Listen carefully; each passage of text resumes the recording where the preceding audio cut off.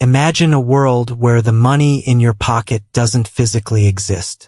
No paper notes, no coins, just pure digital tokens issued directly by your central bank. Sounds futuristic? Well, that future might be closer than you think. Pakistan and many other countries are actively studying CBDCs, or central bank digital currencies. But here's the million-dollar question. If Pakistan or your country launches a CBDC, how would it actually change your daily life, your banking experience, and even your job opportunities? Stay with me, because in this video we're going to break down 7 powerful ways a CBDC could transform banking and jobs forever. And trust me, some of these changes are exciting, while others could be very uncomfortable. Visuals. Normal citizens making bank transactions, shopkeepers using QR codes, freelancers receiving payments. Before we jump into those 7 ways, let's make sure we're all on the same page. A CBDC, central bank digital currency, is not Bitcoin. It's not a stablecoin controlled by private companies. It's basically a digital version of your national currency issued and backed by the government's central bank. So, if the State Bank of Pakistan launches a CBDC, it's like having digital rupees on your phone wallet instead of paper notes in your pocket. Now, why does this matter? Because money is not just a tool of exchange. It's the backbone of the entire economy. And when you change how money works, you automatically change how banks work, how businesses operate, and even how people get paid. By the end of this video, you'll have a crystal clear picture of how CBDCs could disrupt everything from your savings account to your job market. World map highlighting countries like China, India, Nigeria, Bahamas, and the EU testing CBDCs. Let's zoom out for a second. Pakistan isn't alone in this conversation. More than 130 countries worldwide are exploring CBDCs. China already launched its ECNY pilot in dozens of cities. India is rolling out a digital rupee. Even the Bahamas has the sand dollar, one of the first real CBDCs. Why are governments so interested? 3 reasons. Control. They don't want private cryptocurrencies like Bitcoin replacing national money. Efficiency. CBDCs could make payments instant and nearly free. Inclusion. Millions of people in developing countries still don't have bank accounts. A digital rupee could give them access to modern finance with just a smartphone. But let's not sugarcoat it. CBDCs also bring risks. Surveillance, reduced privacy, and potential job losses in traditional banking. So, how exactly could Pakistan's banking system and job market change? Let's dive into the 7 ways. Visuals. People downloading a CBDC wallet directly from State Bank, bypassing commercial banks. First big change. Banking becomes direct with the central bank. Right now, if you want to store money, you open an account in a commercial bank, HBL, Mizan, UBL, etc. They keep your deposits, and they lend them out to make profits. But with a CBDC, you could potentially download a wallet app directly from the State Bank of Pakistan. That means you don't need a commercial bank just to hold your money. This has 2 sides. For citizens, it's safe. Your money can't vanish if a private bank collapses. For banks, it's scary. If millions shift funds into CBDC wallets, commercial banks could lose deposits, their lifeblood. Think about it. If even 20% of deposits move away, banks will have less money to lend, meaning higher borrowing costs for businesses. So, the first disruption, banks may shrink, merge, or reinvent themselves. And jobs in traditional retail banking could be at risk. Payment revolution, the second way CBDCs will change your life. Payments will become lightning fast and nearly free. Today, if you send money via bank transfer, it may take hours or even days, depending on the system. International remittances, they can cost $20 or more in fees. But with a CBDC, payments settle instantly. Imagine a freelancer in Karachi finishing a job for a client in London. Instead of waiting 5 days and paying heavy PayPal or bank fees, The money could arrive within seconds in a CBDC wallet. For shopkeepers and street vendors, this means they won't need expensive card machines. A simple QR code could handle everything. This could save billions in transaction costs and create opportunities for fintech startups, software developers, and payment innovators. But here's a thought.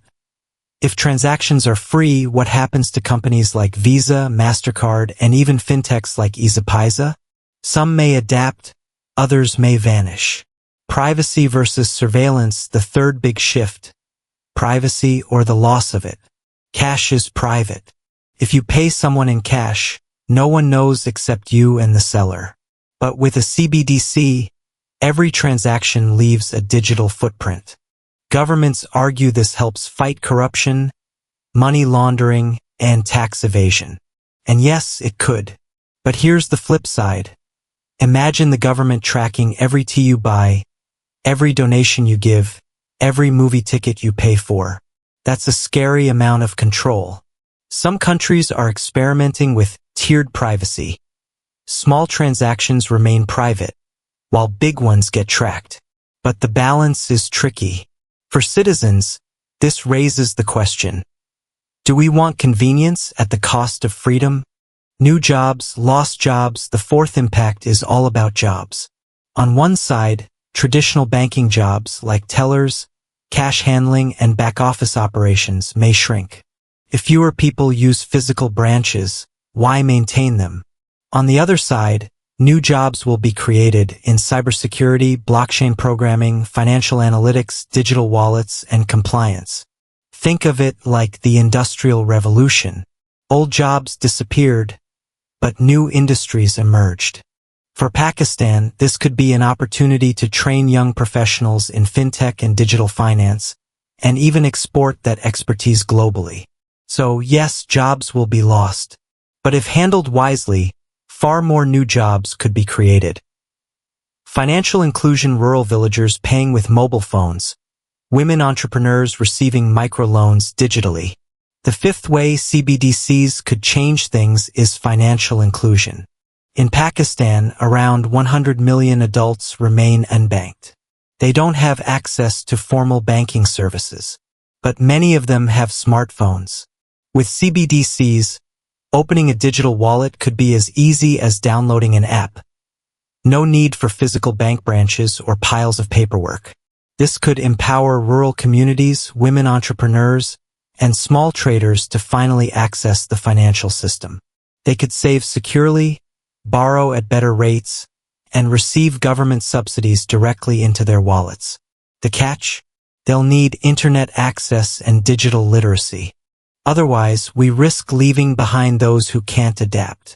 Impact on lending and credit, sixth big shift. Lending and credit.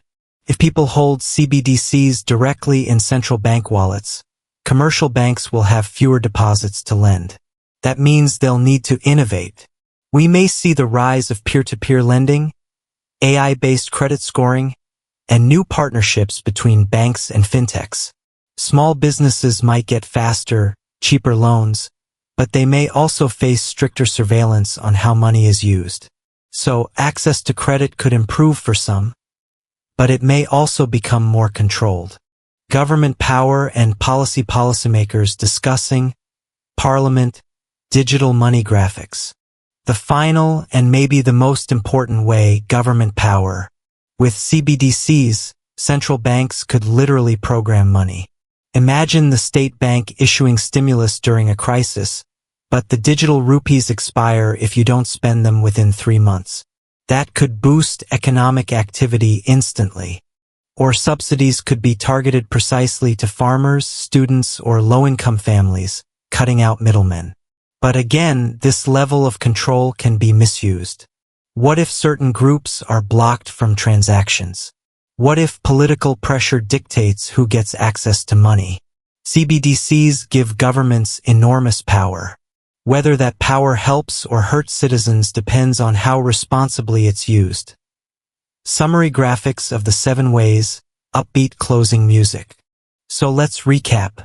If Pakistan or any country launches a CBDC, it could change banking and jobs in 7 major ways. direct banking with the central bank. Lichtning fast, hiap payments. Less privacy, more surveillance. Job shifts, losses in banks, gains in fintech. More financial inclusion. New lending and credit models. Huge new power for governments. Some of these changes are positive, some are dangerous. But one thing is clear. CBDCs will shape the future of money. So now I'll ask you, do you think CBDCs are the future, or are they a threat to our privacy and freedom? Drop your thoughts in the comments. I'd love to hear what you think. If you found this video helpful, don't forget to hit like, subscribe, and turn on the bell for more deep dives into the future of money, banking, and fintech.